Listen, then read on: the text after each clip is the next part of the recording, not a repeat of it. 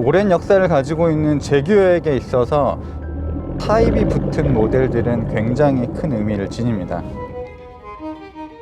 마치 포르쉐에게 911이 있는 것처럼 제규어를 이끌었었던 모델, 제규어를 기억하게 만든 모델들은 이런 타입이라는 단어가 붙었습니다.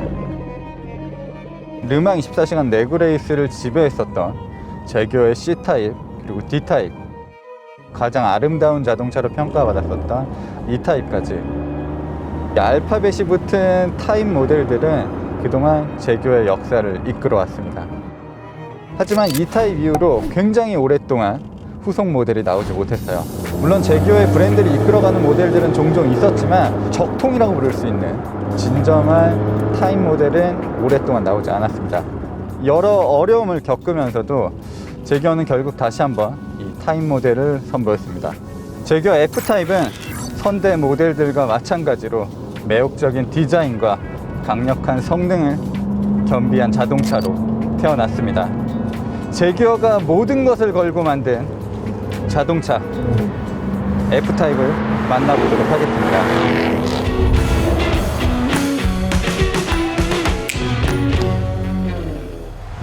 F타입은 독특하게 컨버터블이 먼저 나온 모델이었습니다. 당시에는 F타입 컨버터블이라고 부르지 않았어요. 그냥 F타입이라고만 불렀습니다. 쿠페 모델이 나중에 투입이 되면서 F타입 컨버터블, F타입 쿠페로 나뉘게 됐습니다. 당시 제규어 디자인을 이끌고 있던 이안 칼럼과는 우리나라에서도 여러 번 인터뷰를 진행했었는데, 제규어의 역사적인 스포츠카의 디자인 요소를 담으면서도 현대적인 감각까지 녹여내려고 노력을 했다고 합니다. 그때 집중했었던 여러 가지 요소들은 페이스리프트가 된 지금도 고스란히 남아 있습니다. 특히 봉긋 솟아오른 트렁크 부분의 실루엣은 1940년에서 50년대 스포츠카 카브리올레 모델들에서 주로 볼 수 있었던 라인입니다. 또한 경쟁 모델이라고 할 수 있는 포르쉐 박스터 911과 다르게 제규어 F타입은 굉장히 긴 보닛을 지니고 있습니다.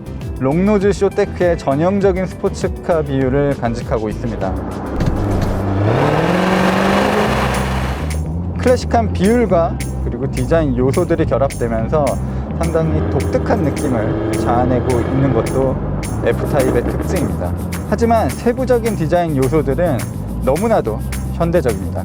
초기 모델은 마치 XKR 같은 세로형 헤드램프가 적용됐지만 이 페이스리프트 모델은 가로로 길고 얇은 헤드램프가 적용됐습니다. 그릴도 함께 넓어지면서 더욱 공격적이고 한편으로는 미래적인 느낌을 담은 스포츠카로 변모했습니다. 여기에 현재 시승하고 있는 R 모델은 범퍼 하단의 스플리터, 사이드 스커트가 추가가 됐습니다. 또한 가운데 몰려 있었던 머플러는 양쪽으로 2개씩 뚫리면서 훨씬 더 강렬한 느낌을 전달해주고 있습니다. 또 쿠페 모델보다 훨씬 더 면적이 큰 가변식 리어 스포일러도 적용이 됐습니다. 속도에 따라서 그리고 수동으로 언제든지 스포일러를 조작할 수가 있습니다. 이 스포일러가 펼쳐지게 되면 룸미러를 통해서 제규어의 엠블럼이 보이는 것도 흥미로운 부분 중에 하나입니다. 아름다움에 대한 기준은 분명 저마다 다를 겁니다.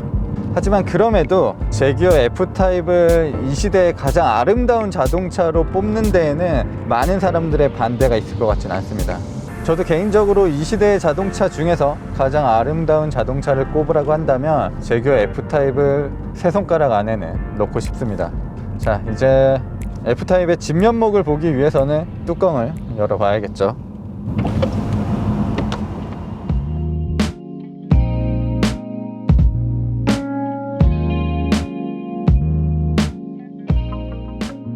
지금 시승하고 있는 모델은 F타입 중에서도 575마력에 달하는 고성능 모델이지만 사실 이렇게 뚜껑이 열리는 자동차는 빠르게 달리지 않아도 꽤 많은 즐거움을 가져다 줍니다.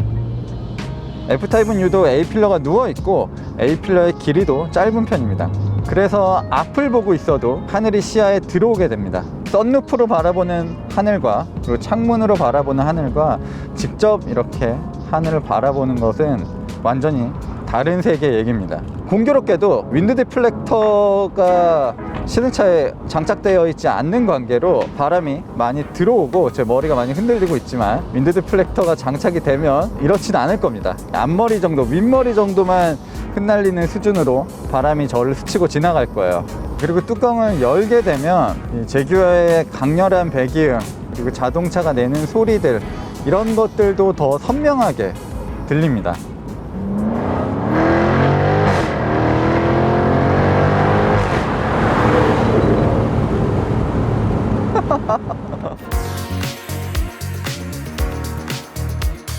실내는 많은 것이 달라지진 않았습니다.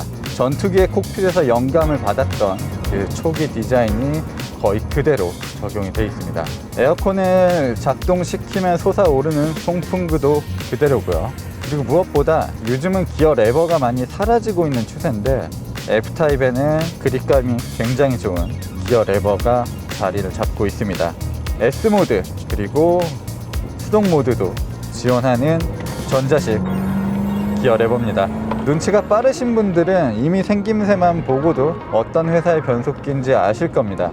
BMW를 통해서 우리에게 굉장히 익숙한, 그리고 토크 컨버터 변속기 중에서는 가장 최고의 성능을 발휘한다는 ZF 변속기가 적용이 됐습니다. ZF 변속기의 전자식 기어 레버의 특징 중에 하나는 금속으로 만들어진 패들 시프트를 조작하는 것보다 기어 레버를 위아래로 조절하는 게 훨씬 더 큰 재미를 선사한다는 부분입니다. 그리고 변속 자체가 굉장히 빠르기 때문에 기어 레버를 조작했을 때 혹은 패들 시프트를 조작했을 때 주는 조종성도 상당히 탁월한 편입니다. 최신 트렌드에 어울리는 디자인이라고는 할 수는 없지만 각 부품들은 빠른 속도로 달리면서도 쉽게 조작할 수 있도록 초점이 맞춰 제작됐습니다. 버튼을 많이 마련한다기보다는 위아래로 조절할 수 있는 레버들을 많이 배치해 놨기 때문에 굳이 눈으로 확인하지 않아도 여러 가지를 조작할 수 있습니다.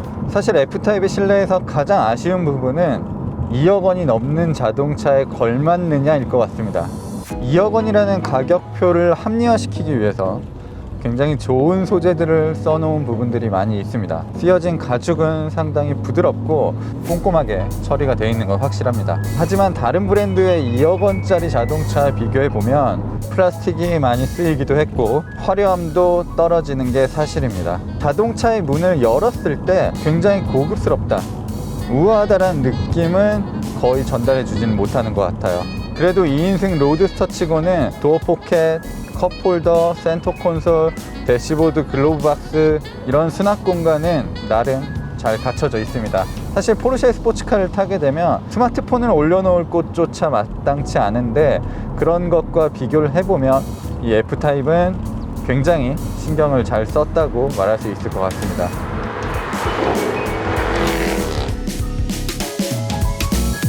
자, 이제 F타입과 이별해야 될 시간이 얼마 남지 않았기 때문에 이제부터는 남은 기름을 모조리 쓰면서 화끈하게 달려볼게요.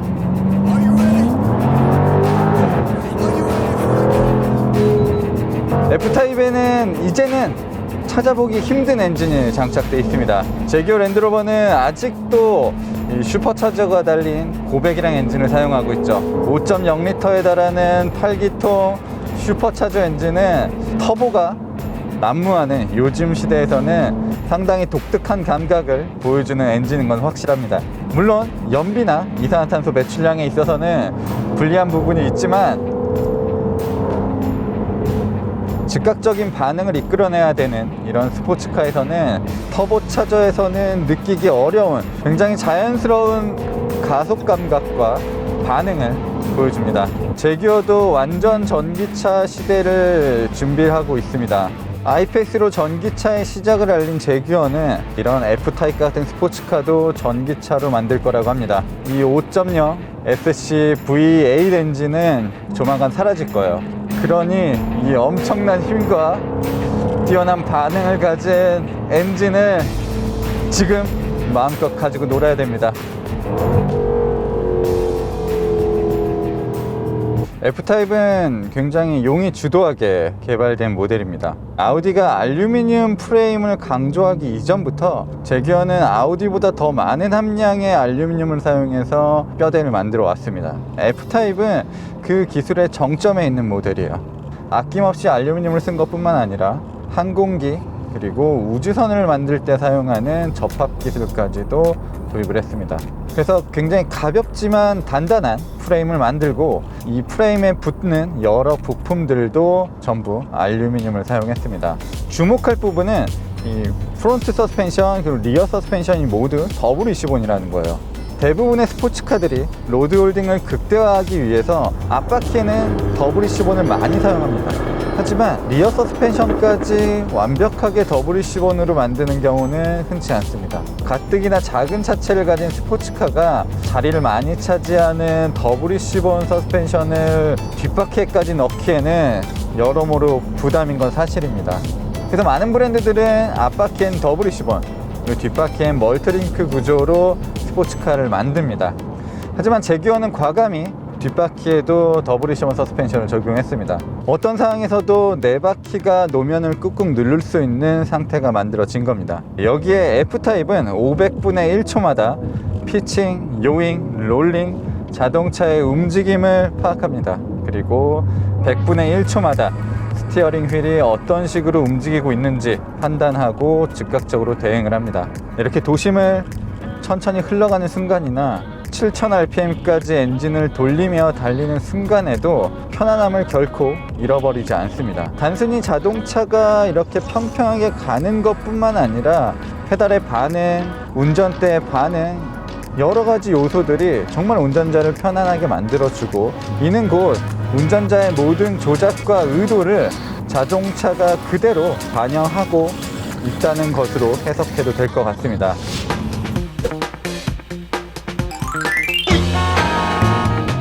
윈드 디플렉터만 있었어도 굉장히 완벽했을 것 같은데 그 부분이 조금 아쉽긴 하네요. 그래도 이렇게 도심을 천천히 달릴 때는 굳이 윈드 디플렉터가 없어도 이 안으로 들어오는 바람이 그렇게 심하진 않습니다. 그리고 요즘 미세먼지나 황사가 없는 날이 종종 있거든요. 이런 날 진짜 이렇게 탑이 열리는 모델을 타고 불빛이 반짝반짝한 도심을 달리면 기분이 굉장히 좋습니다. 하루 종일 업무에 시달리다가 퇴근할 때 그 기쁨이 한 몇 배는 배가 될 것 같아요. 괜히 이렇게 사람 북적북적 되는 동네도 지나가 보고. 보통 자동차에서 혼자 리뷰를 하면 이제 마스크를 벗는데 뚜껑이 열리는 자동차는 이게 오픈되어 있는 공간이다 보니까 이렇게 서 있을 때 마스크를 벗고 있으면 방역법 위반 같은 느낌이 들기도 하고 오늘은 대체로 마스크를 쓰고 있습니다. 이게 국도에서 탑을 열게 되면 자연과 굉장히 가까워지고 한없이 깨끗해지는 느낌을 받는데 이렇게 또 도심에서 탑을 열고 달리게 되면 그 느낌이 새롭습니다.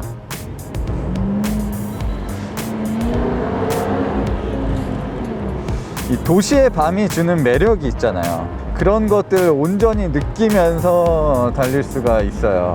자, 오늘 준비한 영상은 여기까지고요. 다음에 더 흥미로운 자동차로, 재미있는 자동차로 여러분을 찾아뵙도록 하겠습니다. 저는 지금까지 오토래프 김상영이었습니다. 여러분, 젊음의 거리에 멋있는 차가 왔는데 이렇게 다들 관심이 없어. 고레벨의 자동차를 가져왔나? 다들 어려가지고 제규어를 모르는 거 아니야?